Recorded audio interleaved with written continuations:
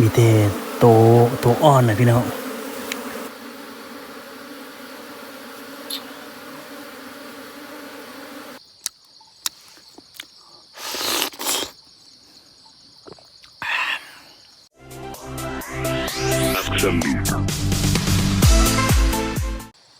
สวัสดีครับเดี๋ยวจะพาไปดูของดีของหวานครับพี่น้องครับอยู่นี้เด้อพี่น้องเด้อเดี๋ยวจะเอาให้ดูใกล้ๆว่าอะไรเอ่ยอยู่ไหนนะนี่อยู่นี่เด้อเป็นพึ่งครับพี่น้องครับพึ่งโพรงครับนี่เด้อมันอยู่นี่เนาะพี่น้องเดี๋ยวผมจะมาเอานี่อยู่นี่เด้อของดีครับพี่น้องของดีมีน้อยครับ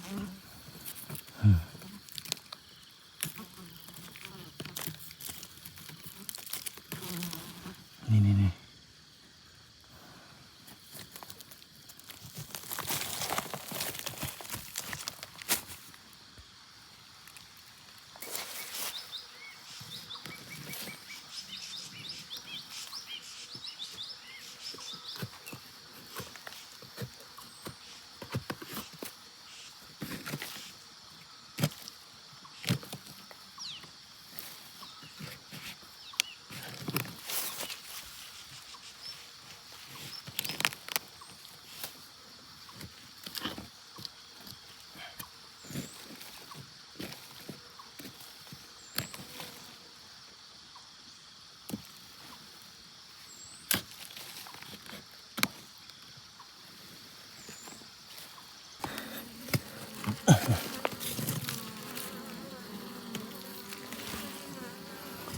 ตัวแม่ลายเลยพี่น้อง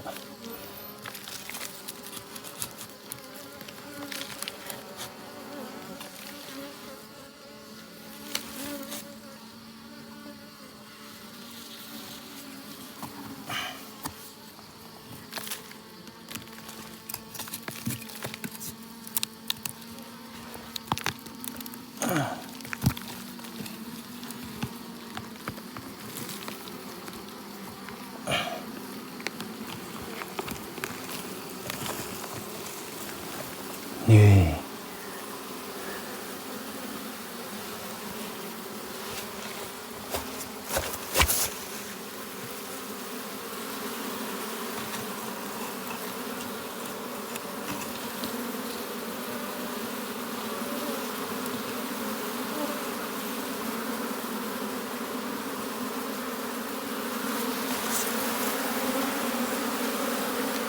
มีแต่โตอ่อนนะพี่น้องน้ำพึ่งนี่ยังไม่มีครับ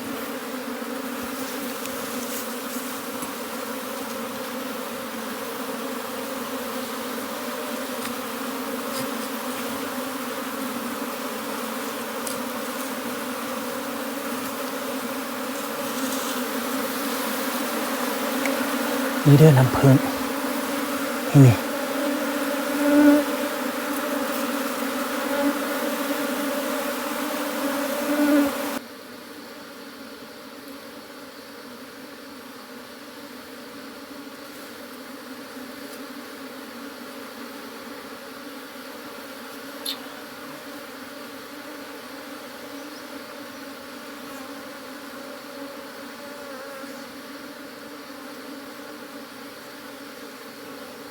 ได้เลยเด้อ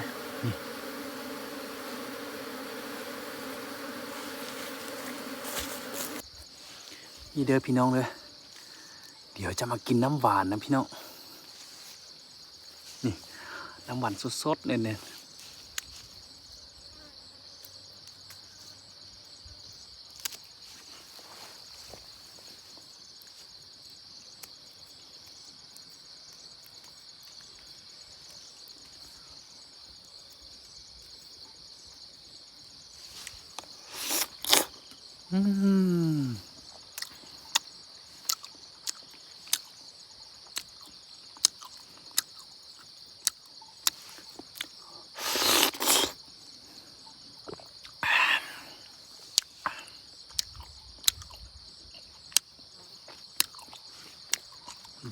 ห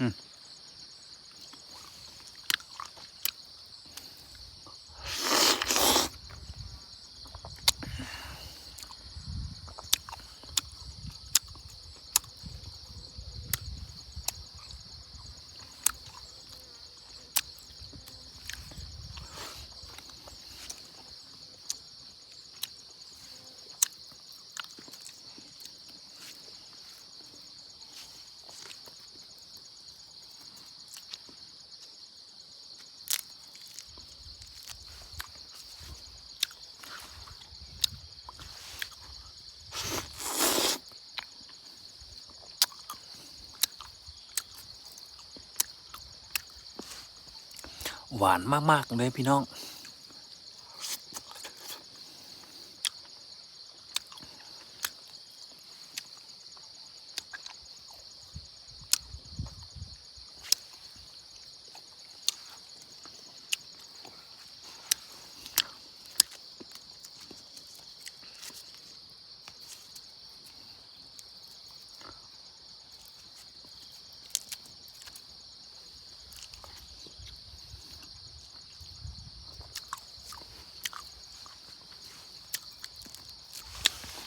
นี่ตัวอ่อนเลยพี่น้องเลยกินได้นะพี่น้อง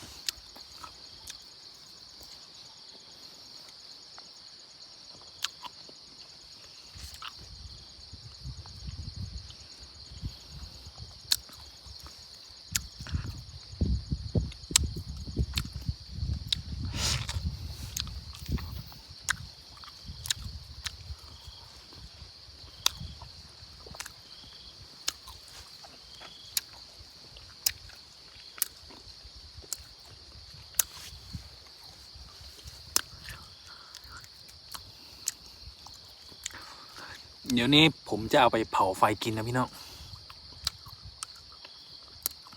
เอาไปปิ้งกินเด้อไป